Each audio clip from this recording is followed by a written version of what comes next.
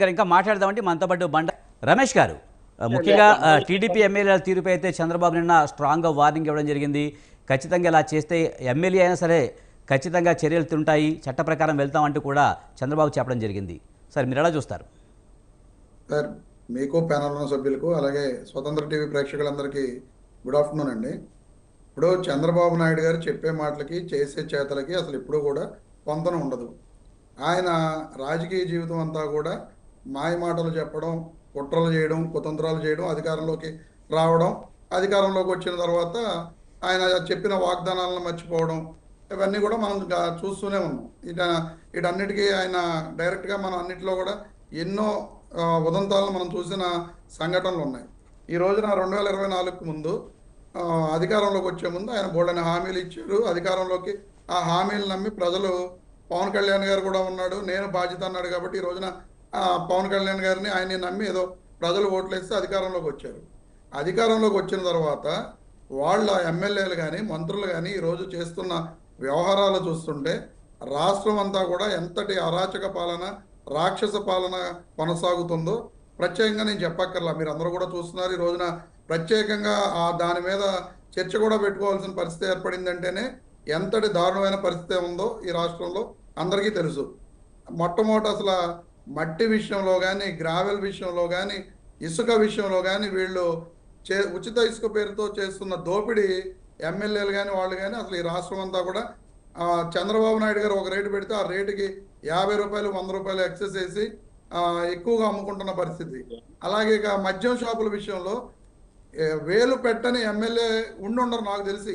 Maximum 80% MLAs ప్రతి ఒక్క మద్యం షాపులో అసలు టెండర్లు వేసేటప్పుడే సిండికేట్ చేయాలని చెప్పి అసలు టెండర్ వాటిని వేయనివ్వకుండా ఫస్ట్లోనే ఆపితే ఆ రోజున కూడా చంద్రబాబు నాయుడు గారు ఆగ్రహం వ్యక్తం చేసిన పరిస్థితులు మనం చూసాం.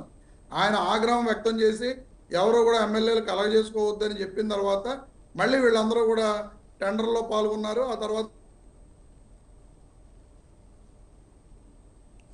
రైట్ రమేష్ గారు టెండర్లో పాల్గొన్న తర్వాత షాపులు ఎమ్మెల్యేలు కానీ మంత్రులు కానీ ఆ షాపులు వచ్చిన వాళ్ళని ఎన్ని ఇబ్బందులకు గురి చేశారో ఈ రోజున ఆ షాపులు లాక్కోవడం కానీ వాటిలో 15. రమేష్ గారు మీరు చెప్తున్న ఈ మట్టి దోపిడీ కానీ, లిక్కర్ కానీ ఇవన్నీ కూడా ఏ ప్రభుత్వం ఉన్నా ప్రతిపక్షంలో ఉన్నప్పుడు మాట్లాడే మాటలే. కానీ ఇప్పుడు జరుగుతున్న ఈ పరిణామాలు ముఖ్యంగా ఎమ్మెల్యేల పెద్ద ఎలిగేషన్స్ వస్తున్నాయి. దీని మీద చంద్రబాబు తీవ్ర ఆగ్రహం వ్యక్తం చేస్తున్నారు. గతంలో వైసీపీ ప్రభుత్వం అధికారంలో ఉన్నప్పుడు ప్రభుత్వం అధికారంలో ఉన్నప్పుడు ఇలాంటి వ్యవహారాల విషయంలో అప్పటి వైసీపీ అధిష్టానం ఎలాంటి చర్యలు తీసుకోలేదు. కానీ టీడీపీ అయితే అధికారంలోకి వచ్చిన చంద్రబాబు నాయుడు ఇలాంటి విషయాల మీద సమీక్ష చేస్తున్నారు. ఎందుకు చేస్తున్నారు? ఖచ్చితంగా చట్ట ప్రకారం శిక్షిస్తామంటూ వార్నింగ్ ఇస్తున్నారు. అంటే అదుపు చేసే ప్రయత్నం చేస్తున్నారు. ఇప్పుడు మీరు వైసీపీ అధికారంలో ఉండగా చర్యలు తీసుకోలేదని చెప్పి మీరు ఎలా చెప్తారు? కోటంరెడ్డి శ్రీధర్ రెడ్డి గారు ఒక ఎండిఓ గారి మీదకి వెళ్తే ఆ రోజున కోటంరెడ్డి శ్రీధర్ రెడ్డి గారి మీద కేసు కట్టడం జరిగింది. చర్యలు తీసుకోలేదని ఎలా చెప్తారు? సురేంద్ర నాయుడు గారు నేను చెప్తుంది కాదు, టీడీపీ చెప్తుంది. అదే సురేంద్ర నాయుడు గారు టీడీపీ అండి. సురేంద్ర నాయుడు గారు కూడా చెప్పారు కదా, వైసీపీ ఎప్పుడు చర్యలు తీసుకోలేదు అని చెప్పి చెప్పడం జరిగింది.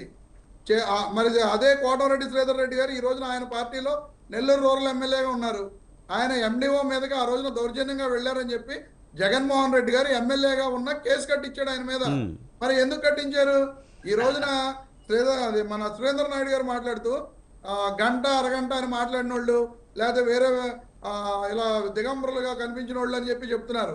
ఈ రోజున వీళ్ళ పార్టీలో దిగంబరంగా కనిపించి ముద్దులు పెట్టుకుంటున్న వాళ్ళ మీద ఇంతవరకు చర్యలు తీసుకోలేదు. గుంటూరు ఈస్ట్ ఎమ్మెల్యే గారి మీద ఇంతవరకు ఆ అమ్మాయి ఎవరైతే సూఫియా అని చెప్పి అన్ని నిజమే, నాకు వాళ్ళ ఆయన స్వయంగా చెప్పడం జరిగింది, నేనే ఫోన్ని హ్యాక్ చేశానని చెప్పి అతను చెప్పాడు అని చెబితే ఆ అమ్మాయిని పోలీసులు ఇబ్బందులు పెడతా ఉంటే ఆ అమ్మాయి ఆత్మహత్య ప్రయత్నం చేసింది. మరి అదే గుంటూరు మహమ్మద్ నజీర్ గారి మీద ఎందుకు చర్యలు తీసుకోలేదండి? వీళ్ళు ఎందుకు సస్పెండ్ చేయలేదండి? అలాగే రమేష్ గారు ఇప్పుడు అదే చెప్తున్నారు.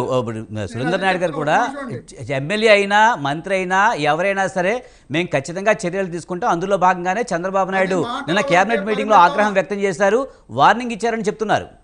అదే చెప్తున్నాను సార్, అది మాటల వరకే పరిమితం. నేను ఫస్ట్ మద్యం షాపులప్పుడే ఈయన ఇలాగ ఆగ్రహం వ్యక్తం చేశారు. ఆ రోజున సెటరైట్ కానీ ఎమ్మెల్యేలు ఈ రోజుకి కూడా అదే పందాన్ని కొనసాగిస్తున్నారు. అదే ఎమ్మెల్యేలు ఈ రోజు కోన రవికుమార్ గారు ఉన్నారండి, ఆమదల వలస ఎమ్మెల్యే గారు, కేజీబీవీ ప్రిన్సిపాల్ గారు నన్ను వేధిస్తున్నారు, నన్ను ఇబ్బందులకు గురి చేస్తున్నారని చెప్పి ఆవిడ కూడా ఆత్మహత్య ప్రయత్నం చేసింది. ఆ ఎమ్మెల్యే గారి మీద వీళ్ళు ఏం చర్యలు తీసుకున్నారండి? అలాగే కొలికిపూడి శ్రీనివాసరావు గారి గురించి తిరువురు ఎమ్మెల్యే గారు అక్కడ విఆర్ఓను ఆత్మహత్య ప్రయత్నం చేశారు. ఆయన మీద ఏం చర్యలు తీసుకున్నారండి? ఏదో కంటి తుడుపు చర్యగా ఆ రోజున సచ్చివేడు ఎమ్మెల్యే కోనేటి ఆదిమూలం గారిది వీడియో ఒకటి బయటికి రాగానే ఆ వీడియో మీద వీళ్ళు చర్యలు తీసుకుని అదే కేసుని హైకోర్టులో కొట్టేయించారు వీళ్ళు. వాళ్ళిద్దరూ రాజీ పడిపోయారని చెప్పి హైకోర్టులో కొట్టేయించారు వీళ్ళు. మరి ఇంకా చర్యలు తీసుకుని ఇప్పుడు సస్పెన్షన్ ఉంది అతని మీద, కానీ ఎమ్మెల్యే గారు కొనసాగుతున్నారు, అధికారిక కార్యక్రమాల్లో పాల్గొంటున్నాడు. ఇంకా చర్యలు తీసుకున్నది ఏముందండి?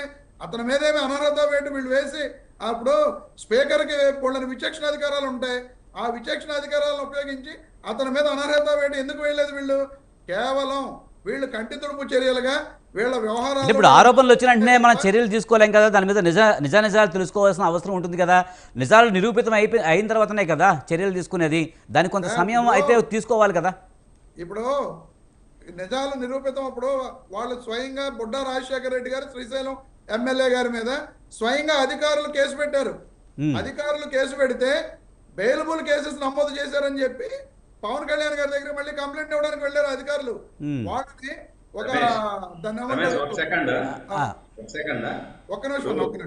ఒకే సెకండ్ సబ్మిట్ చేస్తా, మీరే మాట్లాడండి. ఇప్పుడు మాకు బుడ్డా రాజశేఖర రెడ్డి గారి మీద మా ప్రభుత్వంలో ఎమ్మెల్యేగా ఉండి కూడా కేసు కట్టడం జరిగింది.